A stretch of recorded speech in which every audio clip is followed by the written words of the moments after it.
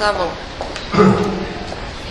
Bom, primeiro agradeço ao Marcelo pelo convite, né, de estar aqui em Lorena. Bom, o que nós vamos fazer agora é uma brincadeira que eu comecei há quase 15 anos atrás, quando fui com um amigo, que é um chefe que fica lá em Tóquio, que estava no restaurante dele preparando uma série de cafés que iam ser lançados. E ele perguntou se não daria para fazer uma harmonização de café, porque o restaurante dele é um restaurante muito premiado de comida italiana. E aí fizemos uma brincadeira de café com comida. O sommelier dele foi um dos sommeliers mais premiados do Japão, fez uma brincadeira com vinho.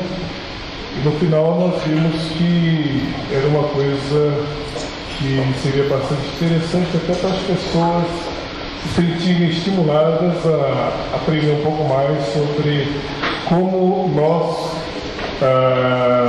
podemos trabalhar com os nossos sentidos, né? Isso aqui é o que eu chamo de brincadeiras de experiências sensoriais, né?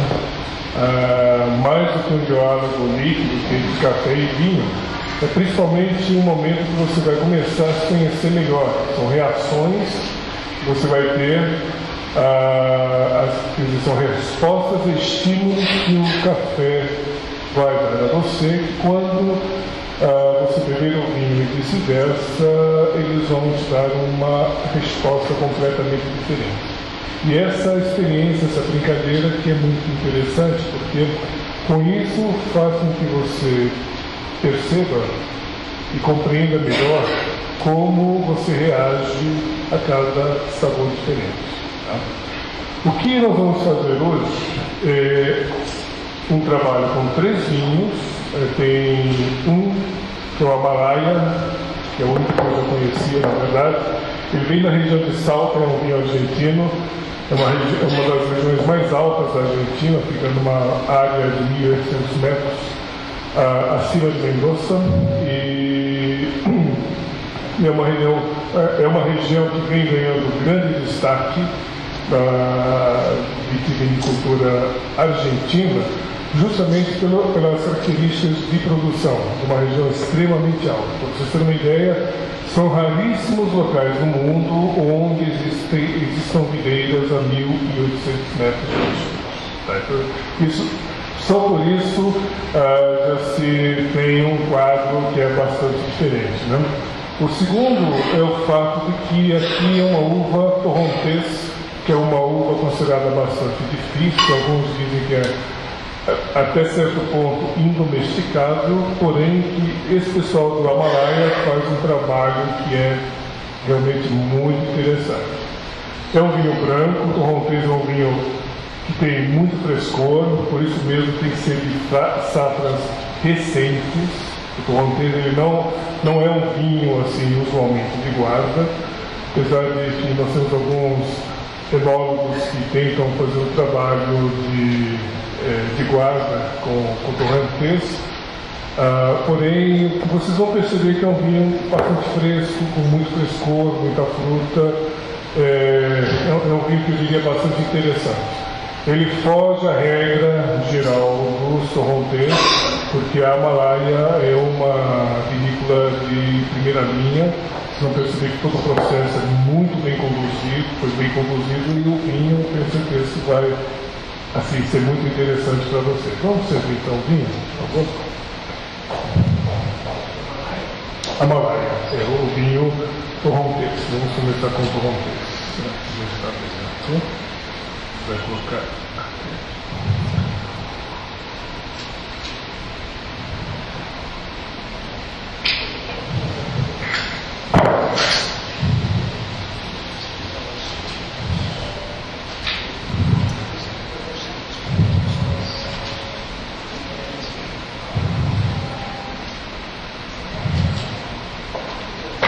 esse é um vinho para beber durante um almoço de dia quente, ou então para uma tarde refrescante. Não, uma tarde muito quente, que é ficar beber alguma coisa mais refrescante, esse vinho ele é bem interessante por todas essas características. Por enquanto não bebam, deixam só no copo. Tem uma regrinha que a gente vai usar: não façam nada enquanto não falar. Tá? Senão vai perder a graça. Aqui nós vamos ter uma experiência coletiva, né? Porém com resultados individuais. Esse é o detalhe mais importante. Até porque eu sempre digo o seguinte: eu trabalho muito com a chamada curadoria sensorial, com diversas áreas de bebidas e alimentos, né?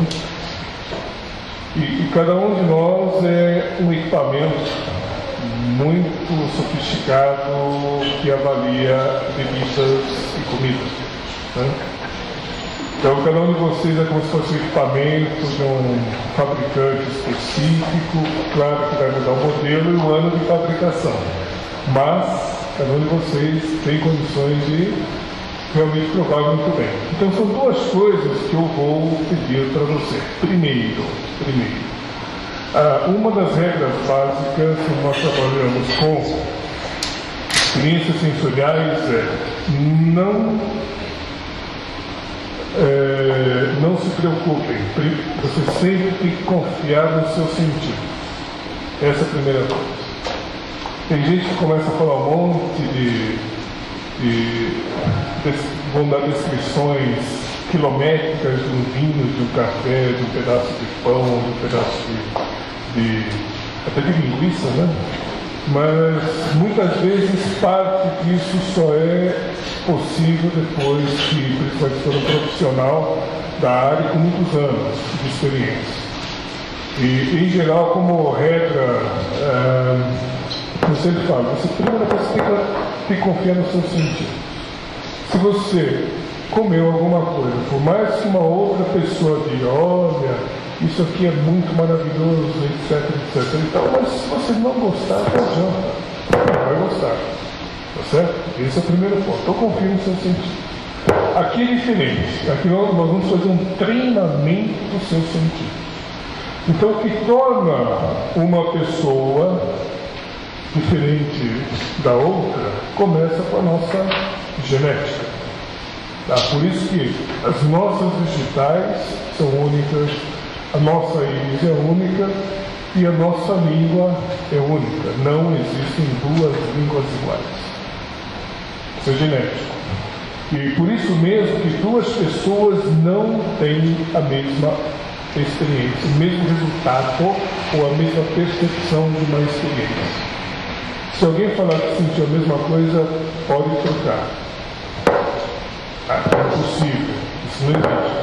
O que existe hoje é o que nós chamamos de ajuste, através de uma técnica que digamos assim, que nós vamos fazer com vocês, vai ser uma coisa assim mais na forma de uma brincadeira, né? Que nós chamamos de calibragem. Então você vai calibrar o seu equipamento. Então para isso existe todo um processo, claro que aqui a gente não vai fazer isso. Isso é uma coisa mais profissional.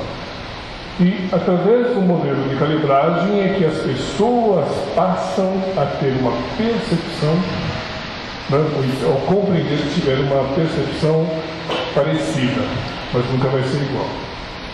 Tá? Então por isso se alguém falar, olha, 3 pessoas provaram aquele vinho e acharam que aquele vinho é bom. Então significa que elas estão alinhadas e ajustadas. Tá bem? Como eu disse, vocês não precisam se preocupar no que vocês vão perceber. Para você ter uma percepção boa, a primeira coisa é preste atenção no que você vai fazer. O grande problema é que, em geral, as pessoas não prestam atenção naquilo que estão comendo e estão bebendo. Principalmente se estiverem no boteco. Por isso o cara coloca qualquer cerveja, choca e está tudo bem. Né? Mas na verdade a diferença é que quando você está no boteco, você tem que relaxar e talvez a comida ou a bebida são pretextos para você estar junto com as pessoas. Mas Se no dia a dia, em cada ato que você tiver a preocupação em realmente experimentar, puxa vida, mordi aquela uva, ela tem uma textura mais rígida do que a outra, percebi um sabor assim, assado, ela estava mais ácida, não estava tão amarga, não amarrava a boca. Isso você mostra que está prestando atenção na uva que você mordeu. Quando você bebe água, por incrível que pareça, é a mesma coisa. Não sei se você sabe, mas hoje é muito comum se falar em produtos de território, né? Terroir, virou moda, né? Tudo é terroir. Eu gosto mais da palavra território que nós temos em português e que ela retrata muito bem o que é território. Tá bom? Então pode servir o café. O café nessa medida.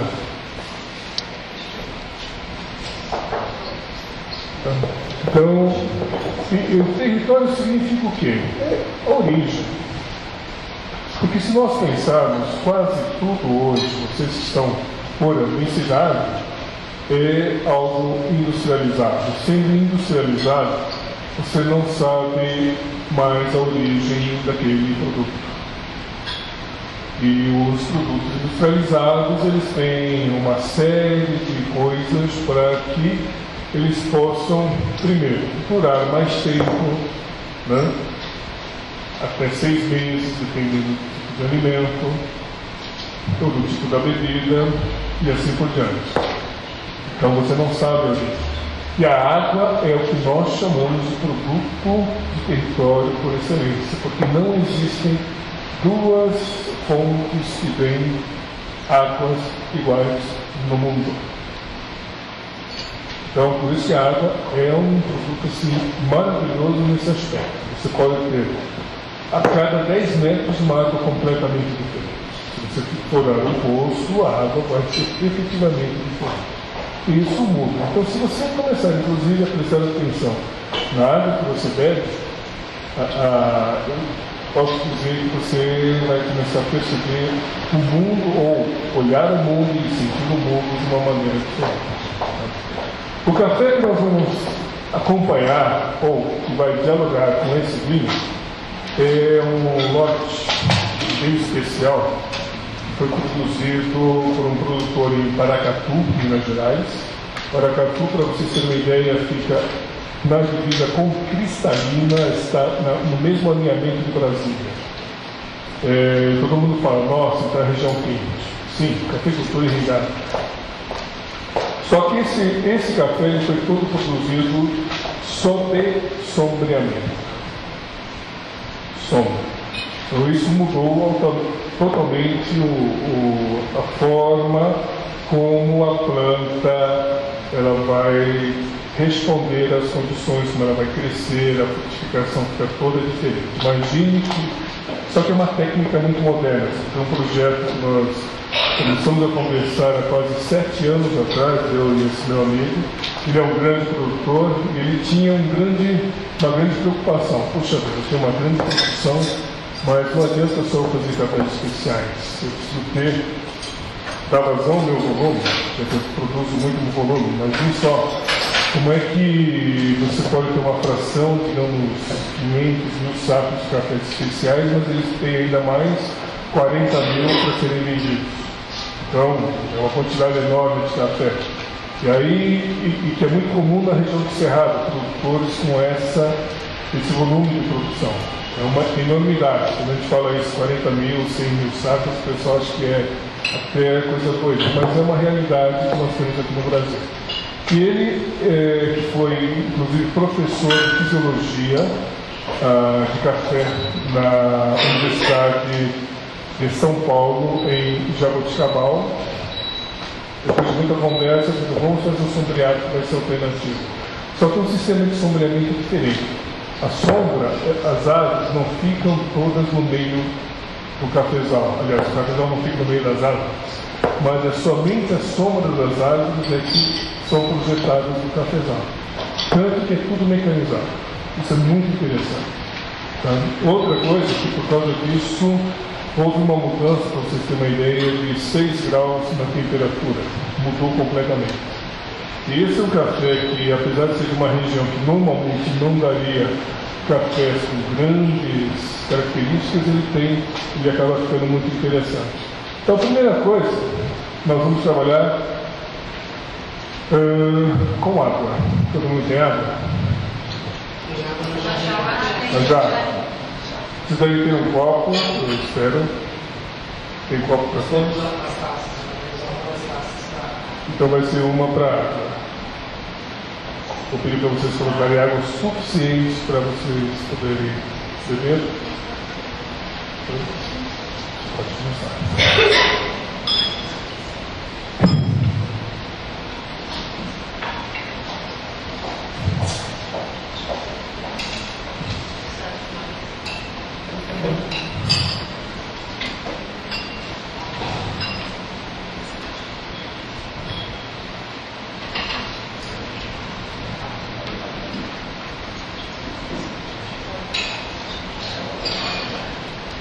Todos têm água?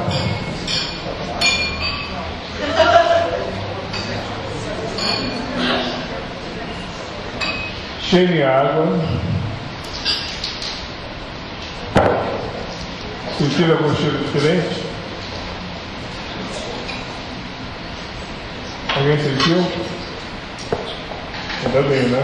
Água não pode ter cheiro, viu? Então tá ótimo. Ufa, ainda bem, né? Bom, primeira coisa, nós vamos trabalhar muito com a boca. Boca, nós falamos que é o nosso sentido de gustação. Nariz é olfação. Nesse momento nós vamos trabalhar com a gustação ou boca. A boca, ou seja, paladar, né, uma palavra assim mais comum para vocês,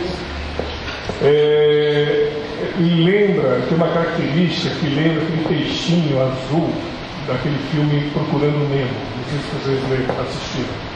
Era a Dory. A Dory, ela tinha um problema, que era esquecia rapidamente as coisas. Então, mal se lembrava da última coisa que ela tinha falado, correto? E o nosso paladar tem essa mesma característica. Ele só se lembra da última coisa que nós colocamos na boca.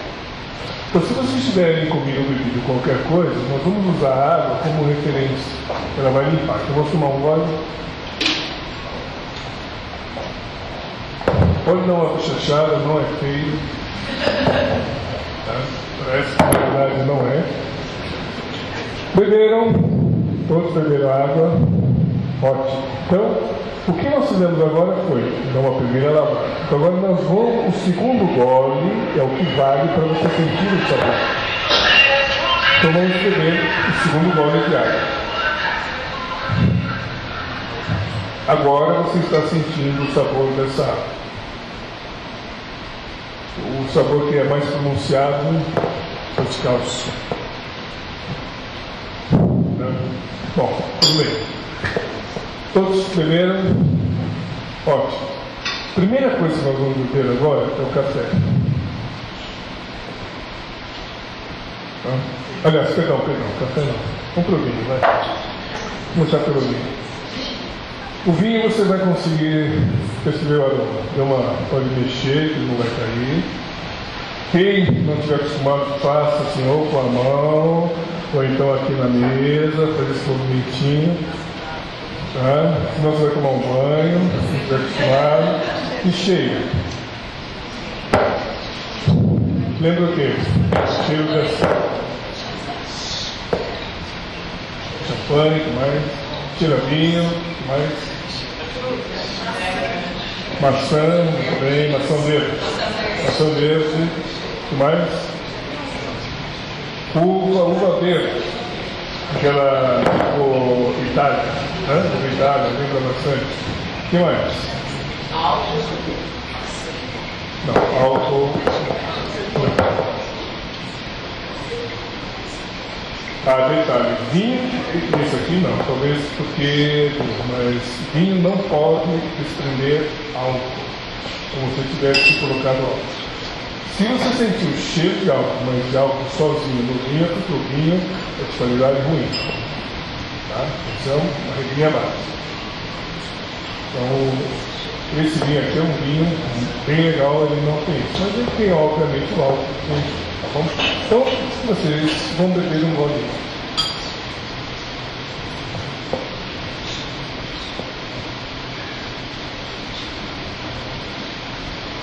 Deixe passar na boca, antes de engolir. O que é que vocês perceberam dos sabores? Muita fruta, não? Fruta fresca. Não? Por isso eu falei que esse vinho aqui é um vinho muito gostoso para você beber numa tarde quente. Tão boa quanto. É um vinho que vai funcionar tão bem quanto o champanhe. Tá? Doce, muito doce. Essa Tom 3 ela foi muito bem trabalhada, tá? Porque em geral é uma uva assim, muito difícil, o pessoal erra muito, tá? Tem fermentações ruins, tá? Mas essa aqui está muito boa. O que mais você percebeu ao final? Todo mundo está salivando? Não, só um pouquinho, calma. Vocês estão salivando? Sim. Então significa que este vinho tem bastante acidez. Tá? Então a acidez é uma acidez boa, tá? E faz com que você acabe salivando. Então guardem isso na memória e vamos para o café. Agora vamos chegar no café. Qual aroma que vocês estão percebendo no café?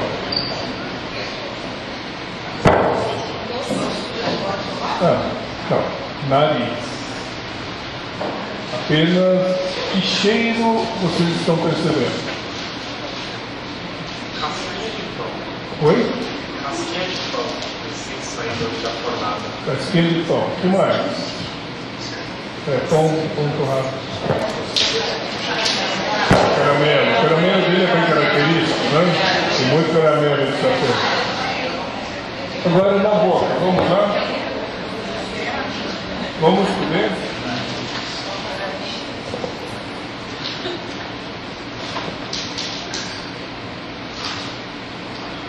Parece esse café. Doce. Não chega a mexer doce, não. Ele é doce. Não é? Ele, pessoal, aqui vocês estão acostumados. Quem coloca as colocações no café? Não. Ótimo. Mas ele é muito doce. É muito doce.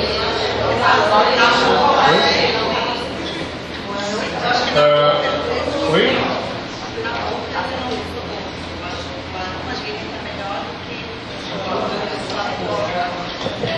De novo, uma questão de treino. Não, ótimo, acho que é importante vocês perceberem isso. Então vamos beber o segundo gole do café.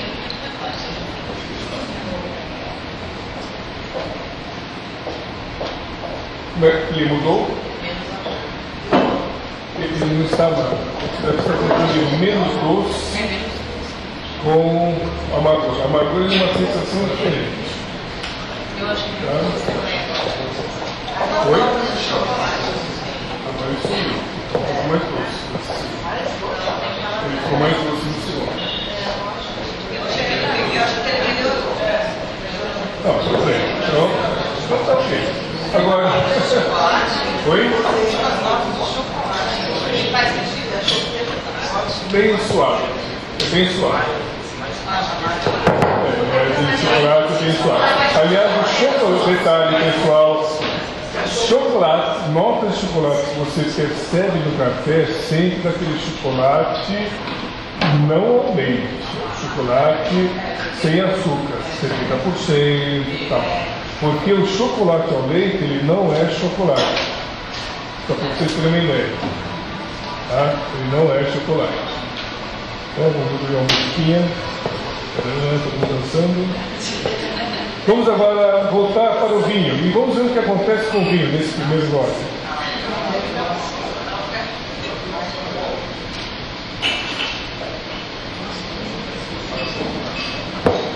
O que aconteceu com o vinho? Foi diferente?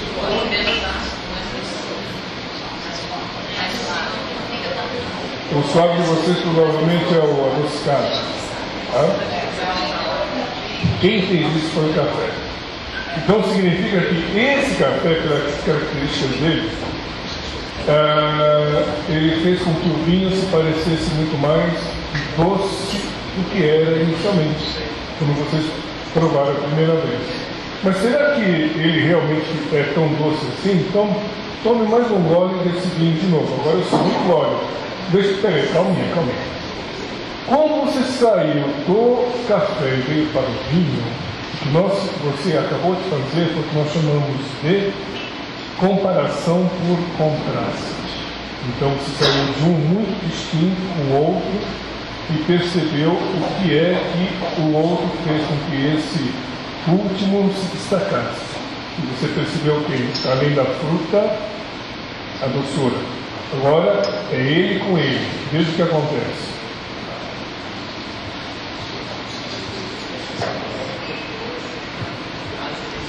Ficou azedo.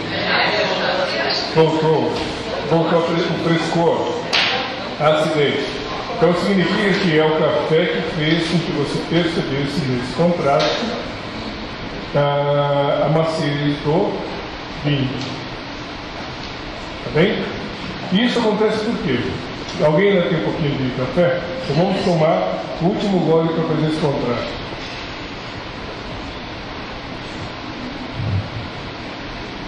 Vão perceber que o café, ele fica, bom, aí é treino, mas ele parece que ele fica um pouco mais melado, conforme ele vai esfriando. Ficou bem melhor do que o Oi? O gosto do café ficou muito melhor. Então, porque ele esfriou, tá? Então, como ele esfriou, você começa a perceber melhor o sabor doce. Porque vocês já viram que todo equipamento ele tem uma faixa no manual de instruções em que ele vai funcionar melhor. Já viram isso? Apesar de que todo mundo fala que brasileiro não gosta de ler manual de instruções, né? Uma outra coisa interessante é só você ver um exemplo mais fácil. Temperatura do motor de carro. Ele tem uma faixa lá, não pode variar daquela faixa. Se variar para cima é um problema. Tá? Então o que acontece? Nosso corpo também ele tem uma resposta melhor.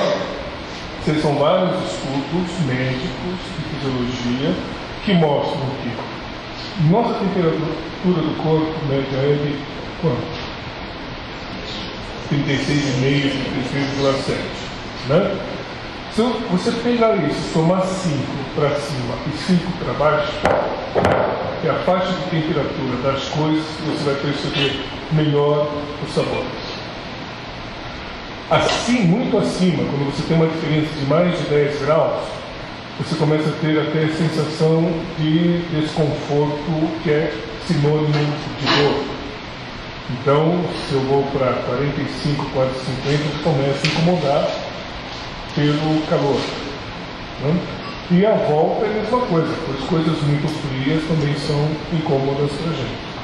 Apesar do sorvete, né, que começa gostoso, mas a primeira mordida ela é um pouco incômoda. Então, como agora ficou praticamente nessa faixa, você consegue perceber melhor o sabor.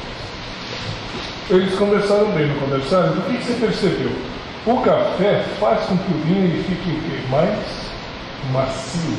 Então, se ele fica mais macio, significa que o café ele corta a percepção de acidez do vinho. Por isso o vinho ele se mostrou o quê? Mais macio. Ele não ficou macio? Tá? E o retorno, o que é? Você sentiu o café com muito mais caramelo, porque o café tem uma acidez menor que a do vinho. Ficou claro? Então esse foi o primeiro diálogo. Quando ele beber água, nós vamos para o segundo. Oi? É o segundo, né? Já vai. Vamos começar servindo o vinho, que é um chileno, que é o Demartino.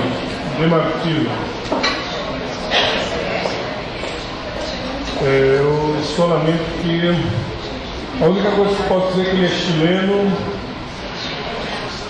É um Cabernet Sauvignon de 2012.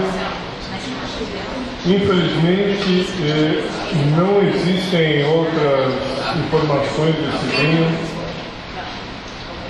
Só sei que essa região lá do Maipo, a Santa Teresa. É uma grande vinícola. É uma vinícola grandiosa. Então vamos lá, vamos beber agora. Beber não, só olhar.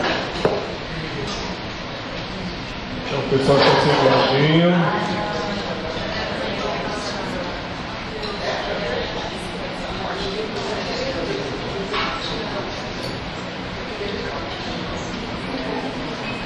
Esqueci de perguntar.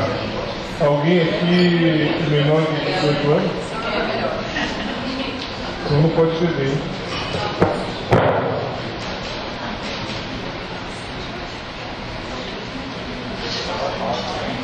Oi.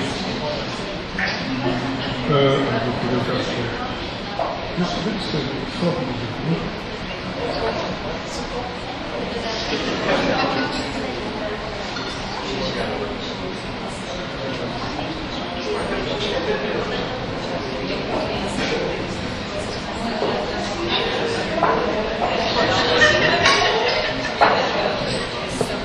Você não quer servir no café? Você vai embora? Tem show, eu vou te ver, a gente vai se preparar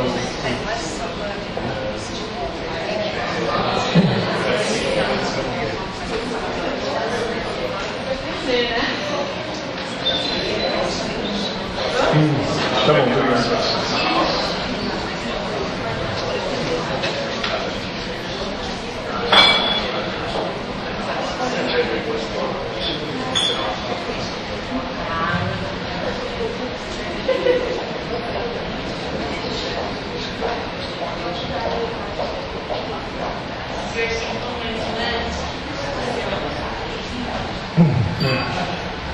Obrigado. Vai aprender, por favor. Não me deixe fazer confusão. Cadê ele? Bom, já pode servir o café, enquanto isso eu vou conversar sobre o vinho. Todos com o vinho na mão? Bom, se a gente olhar. Opa, faltam. Quem não tem ainda. Primeira coisa que eu vou pedir, não mexam no vinho, não chacoalhem o vinho. Vamos aproveitar que aqui tem bastante luz. Esse vinho aqui já é bem interessante, que é um Cabernet Sauvignon. Se você olhar como eu estou fazendo, de cima para baixo, você consegue enxergar o fundo, não? Perfeito? Então ele é um vinho bastante cristalino. Tá? Se você fizer um leve movimento como esse, vai perceber que ele tem uma coloração bastante, um avermelhado que lembra o Bordeaux, né? Um vermelhão clássico, escurão, né? Bonito. Se o vinho mostra o fundo, nesse volume, significa que realmente ele é bastante cristalino, não tem suspensões. Tá? Alguns vinhos eles são um pouco mais, tem mais suspensões, por isso ele pode ser aparentemente um pouquinho mais puro. Agora dê uma pequena giradinha para você sentir o aroma dele. Esse vinho já ficou no decanter, que era para dar uma respirada, porque ele é um vinho relativamente novo, 2012. Conhecia na qualidade, tem alguns vinhos podem ter. É uma questão muitas vezes de técnica também do fabricante. Não. Você já assistiu aquele filme O Julgamento de Paris? Em português, aqui no Brasil. Se você tiver a oportunidade, assista. Ele conta a história do primeiro confronto de vinho do Novo Mundo, que são os vinhos californianos, com os vinhos franceses. E é uma técnica, e como é uma técnica muito assim, um pouquinho diferente do que já era empregado na França, havia um período em que não havia absolutamente respiração nas barricas. Quando o vinho ele saía e era engarrafado, nos primeiros momentos, nos primeiros dias ele ficava todo. Eles achavam que era um defeito. Na verdade, era só um efeito devido ao processo de não oxigenação. No momento que ele era oxigenado, ele ficava limpo, perfeito. Então a turbidez era muito mais devido a um processo de oxigenação do que outra coisa, que não afetava em absolutamente nada o sabor. Então, muitas vezes a turbidez é parte do processo.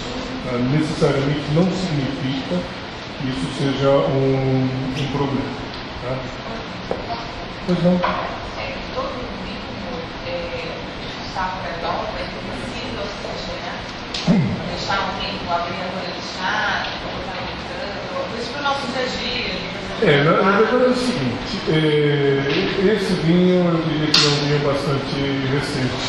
2012, o Cabernet, a região do Maipo, eu não conheço essa avenida. Como eu disse, eu não conheço. Foi assim, pelas opções que nos haviam dado. Tá? Então, dentro do que nós observamos, assim como alguns critérios, vamos tentar trabalhar com esse vinho. O vinho, principalmente o Cabernet, ele é uma uva que é uma uva que nós chamamos de uva básica que você tem, por exemplo, no Bordeaux. O Bordeaux basicamente é um corte de Cabernet Sauvignon com o Merlot principalmente. São duas uvas. E a Cabernet ela é uma uva que tem um período, um ciclo que é um pouco mais longo. Se eu fazer um ciclo mais longo, ela tem a capacidade de formar um perfil de açúcares que torna uma fermentação bastante poderosa. Ela chama uma fermentação bastante intensa. E por isso que ele dá bastante complexidade. Tá? A questão do vinho, ele ainda ou não, vai por outras vias que eu vou explicar no terceiro. Se você tiver para o terceiro, tá? Então vamos lá. Alguém tem algum comentário sobre o nariz? Nariz, eu falo, o aroma do vinho? O aroma do vinho? Floral, o que mais? Aroma, gente, é aquilo que você já viveu, aquilo que você experimentou, vivenciou. Então, é aquilo que te traz assim de lembrança. Se achar que, nossa, aqui tem o cheiro do cinto de pelúcia da minha irmã, é o cheirinho do cinto de pelúcia da sua irmã. Tá? E vamos para a boca.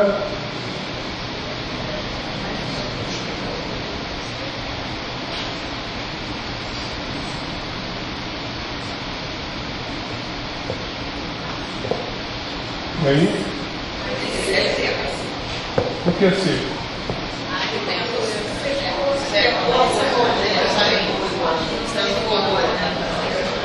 Eles estão salivando, vocês estão salivando. Mas ele tem aspereza, muito bem. Tem aspereza. Quando se fala vinho seco, não significa que ele tenha aspereza, são coisas distintas. Seco foi uma denominação que a legislação brasileira usa para definir algumas características de vinho, mas não que ele seque a boca, são coisas distintas. Quando se fala vinho é seco pela legislação brasileira, está dizendo que é um vinho que tem um teor alcoólico e que não foi adicionado de açúcar maior. Tá? Aqui ele tem um problema desse aperto que você percebe é uma astringência, que o pessoal chama de tanino.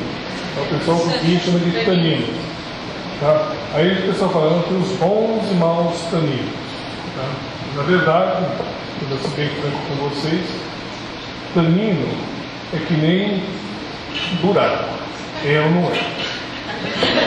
Tá certo? Então, se ele é ruim, não existe tanino bom. Tá? Que na verdade é que existe um outro efeito de um outro grupo de moléculas, de substâncias, que ele dá a princípio essa mesma sensação, mas quando você oxigena, ele sobe. Se você faz a chamada oxigenação, que é a respiração da melina, e ela mantém, significa que ele tem taninos. Isso é taninos, ele está dando essa puxadinha. Está aí, tudo bem. Tá? Por isso, infelizmente, nós não temos acesso a outros livros. Agora, cadê o café, hein? Esse daqui? Então, esse é o vinho, mas de qualquer forma, tudo bem, é seco, mas tem fruta, muita fruta. Não é um cabernet que nós chamamos de cabernet clássico, tá? Até como o vinho chileno, ele foge um pouco ao estilo dos chilenos. Os chilenos, assim, tradicionalmente, os chilenos tradicionais, tá? Eles usam muita madeira, muito carvalho, para fazer diminuir essa percepção da astringência com a combinação das notas de baunilha, que aqui é muito delicado, muito pouco. Então isso é sinal que esse vinho também passou muito pouco em barrica, pouco tempo, ou então ele usou uma barrica nova. Então, quanto mais tempo fica, menor fica essa aspereza. Então. Para vinho bom, sim. Os vinhos que não são tão bons, não. Infelizmente não. Agora, e isso é interessante, porque a barrica que é usada para fazer o descanso do vinho, ela pode ser nova ou pode ser usada. E dentro da usada ou nova, ela pode ter o interior, que nós chamamos de tostado. Então ele passa por um processo em que você começa a ter veios de carvão, e que esses veios de carvão, vamos assim, entre aspas, eles melhoram bastante diminuem a carga de tanino, que é a astringência, e ainda por cima dão uma nota de chocolate. Então essa é a grande característica dos vinhos clássicos chilenos. Esse vinho aqui, na verdade, ele está no meio caminho. Ele não seguiu a linha clássica, porque os chilenos modernos, assim como os vinhos modernos de Portugal, eles estão procurando mostrar muito mais um caráter de frutas frescas, que é o que você percebe aqui. Tá? É isso que ele quer chamar. Então, são vinhos mais leves, mais rápidos do que os vinhos tradicionais. Vamos para o café. Todos estão cheirando aí? Agora eu vou pedir para vocês lavarem a boca. Agora vai ser necessário.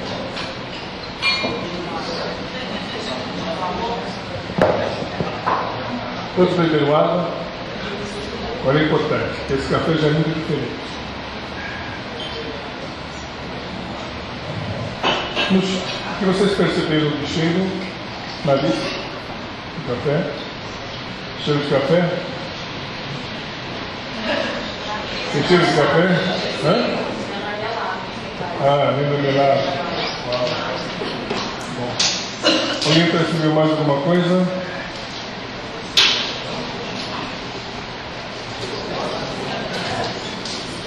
Se você quer manter segredo, mantenha segredo. Não tem problema. Tá? Então vamos beber.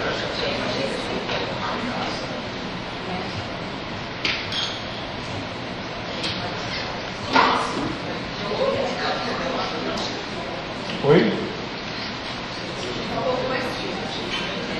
Mais cítrico? Opa, muito bom. Tudo bem. Nossa, foi em cima, muito cítrico. O que mais? Mais um golinho, mais um golinho.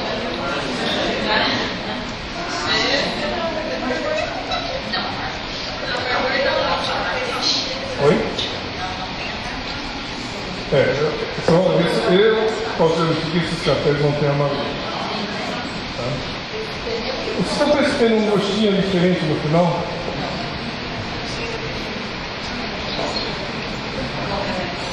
Mas é muito diferente, né? Inclusive não é um sabor, digamos assim, usual em cafés brasileiros. Tá? Esse sabor, inclusive, dá a impressão que a boca fica muito macia, né? Uma sensação de maciez na boca. É muito comum em cafés da América Central e da Colômbia. Tá? Então, essa nota, inclusive, se você prestar atenção no sabor, e esse sabor ele vai ser importante quando a gente voltar para o vinho, é o que nós chamamos de ácido lático, que é o mesmo do iogurte. Então, esse café ele tem dois ácidos, você consegue perceber dois ácidos: o cítrico, que parece limãozinho, e o lático, que é o iogurte. Esse aqui é um café que foi resultado do processo por fermentação, exatamente como é feito na Colômbia e América Central. Por isso ele tem esse gostinho. Só que, além de tudo, ele é um café que, se você prestar atenção, só uma foto.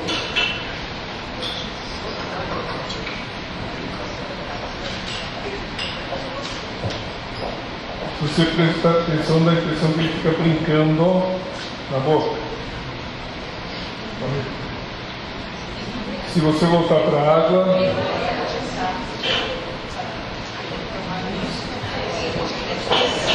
o que aconteceu com a água? A água está mudada. Não é mais a mesma coisa. Alguém já disse aí, a água parece que ela ficou o quê? Doce. Vocês perceberam quando eu fiz isso aqui, nós colocamos açúcar na água? É que na verdade o que acontece? A água, por isso que eu falo, tudo é percepção, como é que você está interpretando. Esse café é de origem vulcânica. É um raríssimo café de origem vulcânica brasileiro, e é o único café brasileiro que todo estrangeiro consegue identificar. Esse aqui é o café mais representativo do que é território de origem. Mas foi da reportagem que você fez no local? Daquele produtor, sim. Aquela região, e como tem muitos minerais, ele é mais salgado do que a água. Então, quando você volta para a água, você tem como a água. Aí, de novo, a diferença entre doce e menos doce. Não é doce e amargo. Aqui é a mesma coisa. É salgado e menos salgado. Como a água tem menos minerais do que o café, o que aconteceu, ela parece estar mais doce. Você compreenderam isso? Isso é muito interessante. Agora, por que isso é válido? Porque nós usamos a mesma água para preparar o café. Por isso que serviços de cafeteria de ponta no mundo, o pessoal serve exatamente a mesma água e prepara o café, para você ter uma experiência muito mais precisa de como é o café que está sendo servido. O ideal seria água sem gás ou com gás? Sempre sem gás. Água com gás, como a gente fala, é pegadinha. Água com gás é pegadinha. Tá? Não, aqui você falou que qual água? Para beber? Não, para beber. Sim, temperatura ambiente. Agora, de preferência, a mesma água que você está usando para preparar o café. Bom, logo você já conhece o café, vamos beber mais um gole do café e vamos ver o que acontece com o vinho. Você já se lembra de como era o vinho.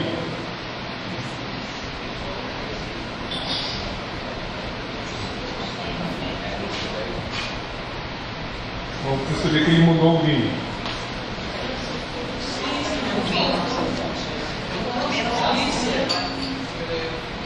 Sabe por quê? Por causa da quantidade de minerais que tem nesse café. O vinho não tem tantos minerais como o café, apesar de ser da região dos Andes. Os Andes, a região andina é muito famosa porque ela também contém muitos minerais, tá? E metais, claro. Porém, nós temos aqui um grande especialista geólogo que pode até confirmar conosco. Durante eu viajar, várias vezes, mas uma das coisas mais interessantes aqui, apesar do solo mineral, os grandes vinhos chilenos e argentinos são plantados ao longo dos Andes. Esse café tem muito mais. E por isso ele tornou o vinho macio. Ele sentiria o mesmo efeito no vinho com o outro café? Seria diferente. Justamente porque aquele café não é de origem vulcânica. Então é um café, digamos assim, ele é muito equilibrado, mas é um café assim, mais simples. Tá? Ele não tem a mesma complexidade do que esse. Agora deixa, toma mais um golinho de vinho. Percebe que agora o vinho mudou. Voltou ao mesmo caráter do início. Entender como o primeiro gole foi o contraste, agora você sentiu o sabor do vinho. Então veja o que acontece quando você vai para o café.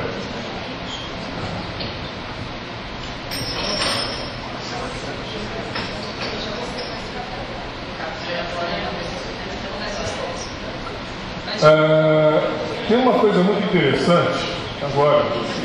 E se você puder voltar rapidamente para o vinho, uma gota, um gole menor, você vai perceber com mais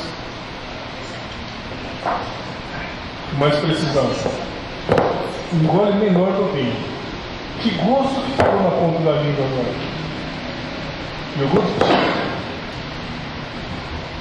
Conseguiu pegar o licor? Tem que ser uma gota menor. Um gole um pouco menor do vinho. Todo vinho, porque o que acontece é o seguinte, todo vinho, para ele ficar macio, ele tem que fazer uma fermentação que nós chamamos de malolático. Então ele de ácido málico ele vai para ácido lático. Esse café ele tem também o quê? Ácido lático. Só que tem uma concentração mais baixa. Quando a gente vai para o vinho que tem uma concentração um pouquinho maior, você sente o gosto do iogurte na hora que você bebe o vinho. Mas tem que ser um volume menor. Então aí você consegue dizer, olha, eu consigo perceber o ácido lático do vinho também. Tá bom? Ok, podem comer um pãozinho para lavar a boca. E vamos entrar agora para o terceiro vinho.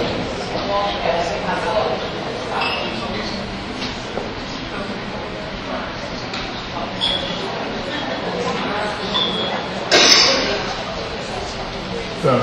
Bom, pessoal, a Kelly está pedindo uma grande gentileza a todos. No, please. Houve um problema aqui de logística e... Eu quebrei uma caixa. Tá bom.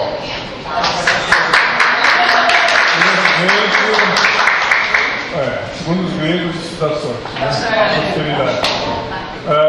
Se vocês puderem esvaziar uma das taças para poder servir um outro vinho. Pergunta?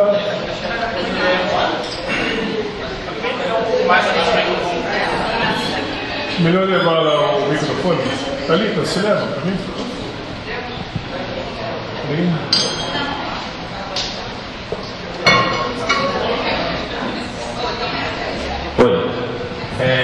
Eu queria entender um pouco mais a respeito do ácido lático no café. Eu li há um tempo atrás a sua explicação a respeito dele, da presença dele no café, tendo em vista, a explicação que um químico um tempo atrás me passou, que tendo ácido clorogênico não deveria existir o ácido lático dentro do café.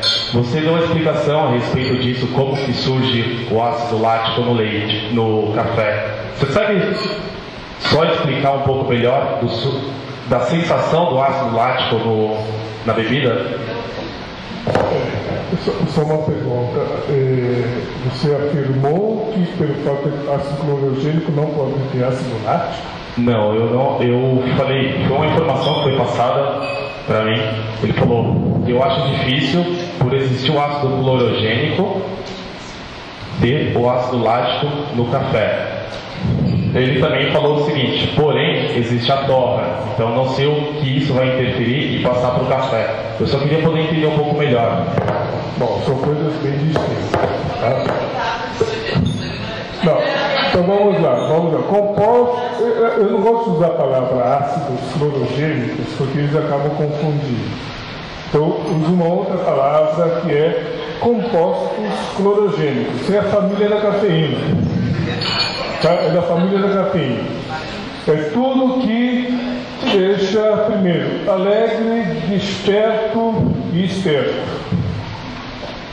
Tá? Isso é o que o ácido clorogênico vai fazer com você. Isso faz parte da semente do café. Ponto. Tá? O fato de você de existir ácido clorogênico na semente não tem nada a ver com a formação do ácido lático. Lamento, mas acho que ele deve ter se confundido, porque são eventos distintos. Até porque, dentro da química básica, o ácido, na verdade, é bioquímica, né? O ácido lático ele pode ser formado por várias formas, mas a mais clássica é quando você faz a conversão de glicose, que é o que todos nós estamos fazendo aqui agora. Sabia disso? Você está formando ácido lático no seu corpo nesse exato momento. Todo mundo aqui, ó. Presta atenção no meu dedo. Quando eu fizer esse sinal, todo mundo vai inspirar. 1, 2, 3. Expire. De novo. 1, 2, 3. Expire. O que vocês estão fazendo? Oxigenando. Tá certo? Toda vez que você está oxigenando, você provoca um processo dentro das suas células chamado de o quê? Processo respiratório. E o processo respiratório, o oxigênio, ele se combina com as outras substâncias, inclusive açúcar. Tá?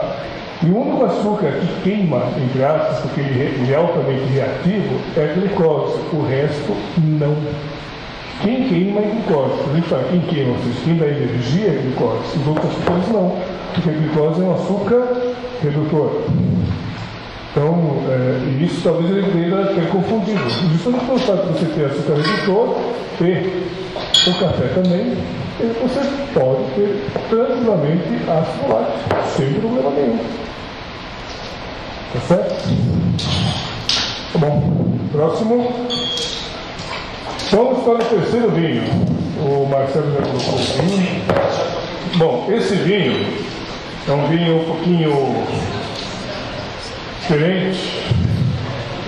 De novo, eu também não conhecia a primeira vez. A única coisa que a gente descobriu que esse vinho é de... Caramba! Acho que era mesmo, acho que é da Argentina.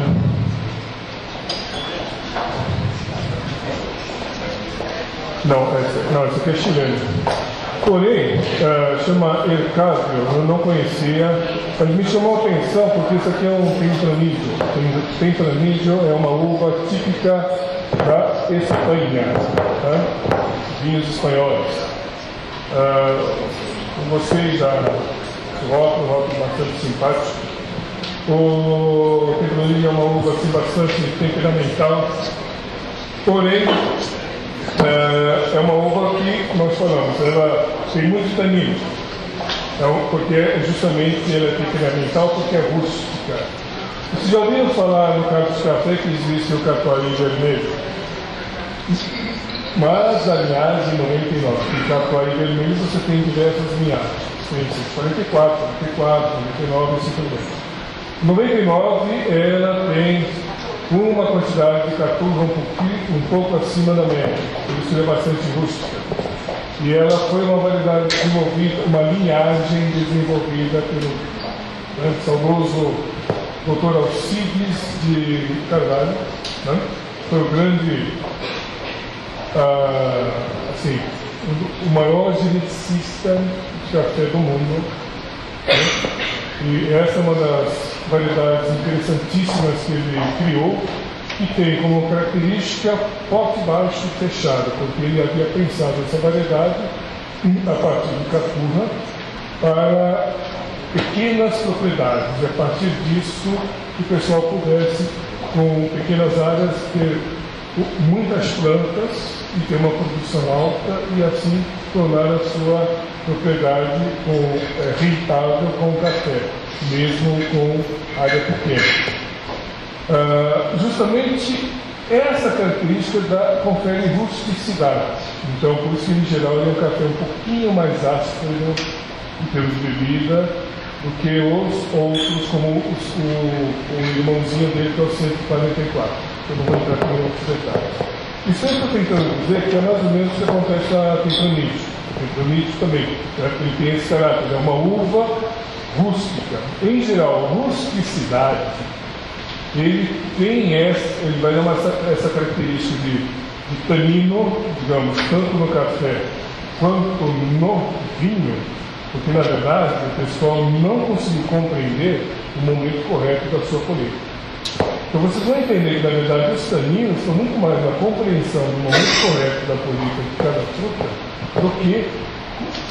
do que isso sendo uma característica. Como o pessoal sempre colheu errado, então eles acham, puxa vida, a característica dessa uva é essa. Mas na verdade não é que seja característica.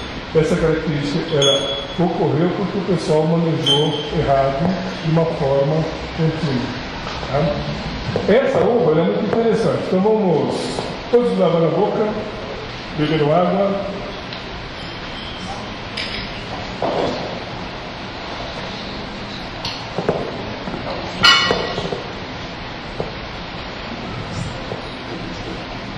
Eles nos enviaram uma garrafa de safra muito jovem.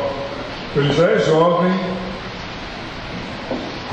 no caso aqui é jovem, para não conflitar com a denominação espanhola, porque a espanhola é registrada, não pode ser utilizada fora da Espanha. Se isso aqui fosse na Espanha, seriam crianças. Como ele não está na Espanha, por isso eles deram o nome de jovem. De jovem, em 2010. 2010 para Tempranillo é pouco tempo, é jovem mesmo, é uma criança. Como é criança, toda criança é meio difícil, não é? Então você tem que cuidar. E aí a única forma de cuidar é você falar oxigênio nele. Aliás, o oxigênio é, por exemplo, palavra grande, substância da natureza que deixa tudo melhor. Inclusive, é o que a gente sempre fala, se você quiser se sentir melhor, você tem que fazer o quê? Respirar direitinho, porque aí você começa a oxigenar o cérebro. Então, agora mudou. Muito bem. E olha que nós já estamos fazendo isso desde umas 2 horas atrás. Vamos sentir os aromas. O que vocês perceberam mesmo? Oi? Frutas vermelhas, muito bem. Mais intenso, muito bem, intenso, então bem. Isso se chama volatilidade. Volatilidade é legal, porque isso significa que durante a fermentação surgiram aromas que são rápidos. Então, os aromas rápidos são importantes para motivar as pessoas a beberem o vinho. Legal. Olha só o fundo. Está um pouco mais o quê? Escuro. Então significa que é uma uva de maior pigmentação do que aquele Cabernet. Está correto? Corretíssimo. O Tempranillo tem essa característica que em parte é devido à rusticidade. Agora, é rústico, mas não significa que ele seja uma coisa assim, desagradável. Tá? É rústico porque a natureza dele é como se fosse rusticidade que a gente diz nesse momento é primitivo, no sentido de primitivo. Tá? Vamos ver.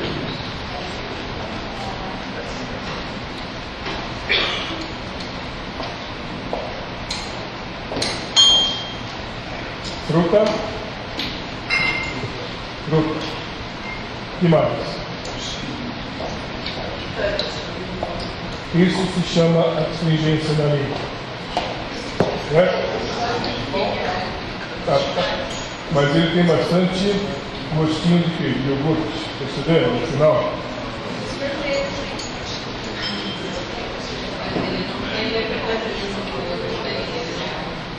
mas em compensação ele tem essa astringência na língua. Tá? Oi? É muito rápido. Não, esse finalzinho que você está comentando é por causa dessa sensação. É menos o sabor e mais a sensação. Né? Ok, deixa assim. Então vamos lá. Vamos beber água e o café. É esse aqui? É. Não, esse aqui? Não, e o meu?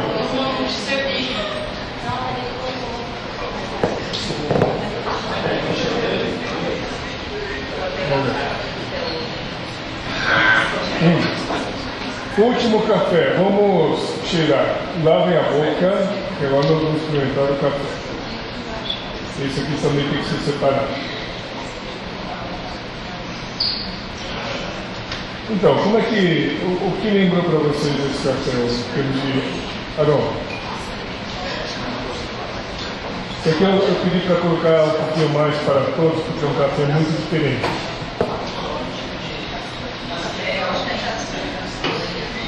Castanha moça. Tome um gole.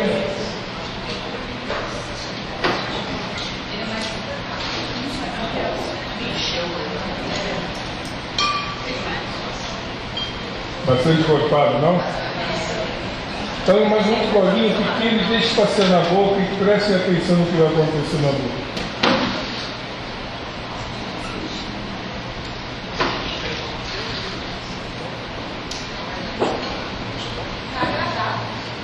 Agradável, mais. Que sensação vocês estão percebendo agora na boca? Oi? Doçura, que mais? Muito macio. Oi? A língua está diferente. Não, mas essa secada foi por causa do vinho, não do café. Que mais?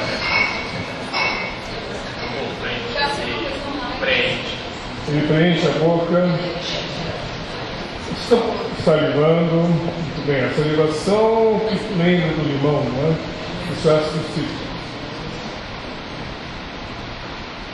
Com um gostinho também, de novo, parece iogurte, leite.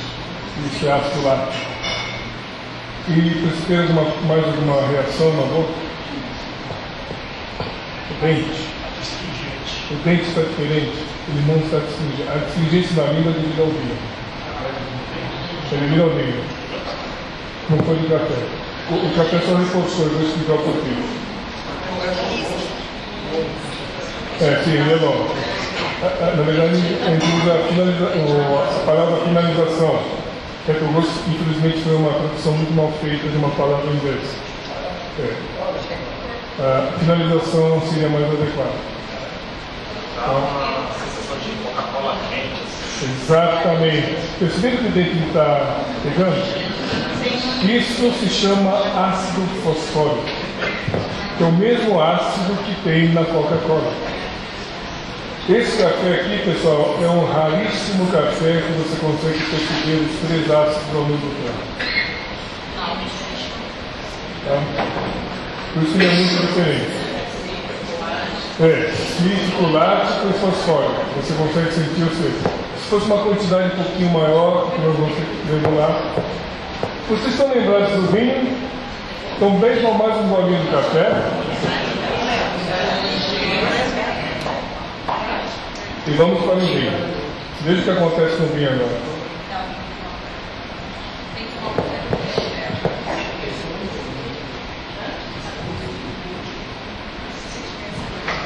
Dentro às vezes vocês morderam uma cereja fresca.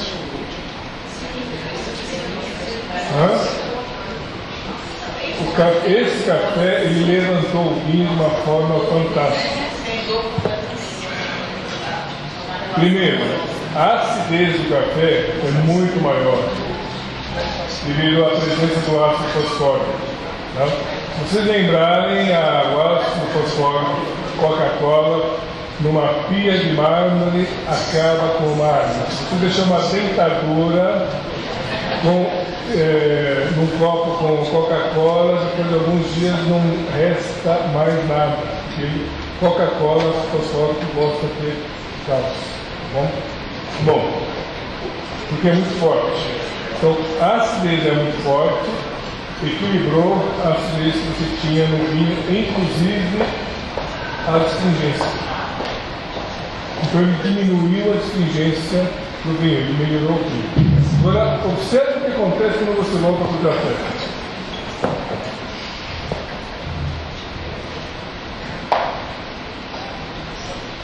Qual o sabor que você percebe mais agora no café? Não tem a impressão que colocou leite? Alguns? Oi? Ficou mais desencorpado. E aí ficou mais macio. Então, por isso que eu falei, esse toquinho de leite ficou mais evidente, porque esse café, por incrível que pareça, ele tem mais ácido lático do que o vinho. Por isso ele aparece muito mais aqui. E por isso também ele ficou muito mais macio na boca. Por outro lado, você vai perceber que o dentro deu a impressão que ele ficou ainda mais pegajoso, porque ele ressaltou o tempo, o ácido fosfórico. Olha como mudou completamente. Mas o café continuou adocicado e encorpado.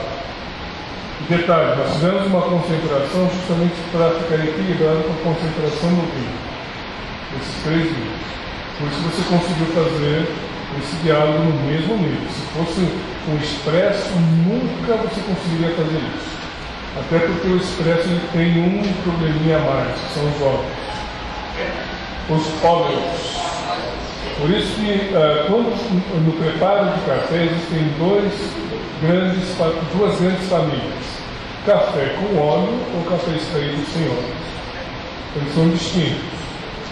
Sabe? Porque o óleo, as substâncias que ficam dissolvidas no óleo, eles tornam o café também mais amargo. Tá? Porque tem um detalhe importante. Nos aromas e sabores que nós temos no mundo, da mesma forma como eu disse, existem 2 formas de preparar o café, com ou sem óleo. Existem 2 grupos de sabores ou aromas. Tá? Sabor e aroma é sinônimo. Aqueles que se dissolvem em água e aqueles que se dissolvem em óleo. Por incrível que pareça, todos que se dissolvem em água são os bons, florais, frutados e a base de açúcar. Todos esses se dissolvem em água. Todos que são dissolvidos em óleo são de estruturas que são mais pesadas. Por isso eles têm um caráter mais amargo. Por isso quando você tem coisas com óleo, no caso assim, de extrações em geral, eles são sempre mais amargas. Então isso não é por acaso, isso faz parte da química dos alimentos. Tá? Para vocês lembrarem disso. Principalmente porque, como o café passou por um processo de alta temperatura, porque ele foi torrado, o óleo ele foi modificado, deixou de ser aquele óleo bom que você tinha no início. Por isso o óleo que você tem no expresso, por exemplo, eu prefiro fazer no filtro de papel para retirar esse óleo, é um óleo que ele não é tão bom para a saúde, porque ele é o chamado óleo que foi desnaturado ou virou saturado. E se vocês lerem quimicamente nos vários documentos, ele não faz bem, muito bem se você comer coisas com óleos com essa característica. O azeite é ao contrário. Ele é... Isso também. Ele supera. A mesma coisa com qualquer óleo vegetal. Tá? Não é só com café, qualquer óleo vegetal. Sofrer um processo de alta temperatura, ele se modifica e deixa de ser bom. Tá? Então por isso que nada contra. Eu também gosto do expresso. Tá? Mas existem estudos que mostram que realmente, quando a pessoa tem um consumo, isso até é um artigo recente que saiu no ano passado, uma revista médica importantíssima, o consumo constante de expresso com a crema, a pessoa tem alterações nos níveis de gordura no sangue. Porque é uma gordura que não é aquela gordura boa. Você já deve ter ouvido falar poliinsaturados e saturados. Poliinsaturado é do bem. Tudo que é saturado é do mal. Tá? Bom, bebendo café de novo? Que tal? Continua gostoso, né? Então, espero que vocês tenham apreciado a brincadeira. Obrigado.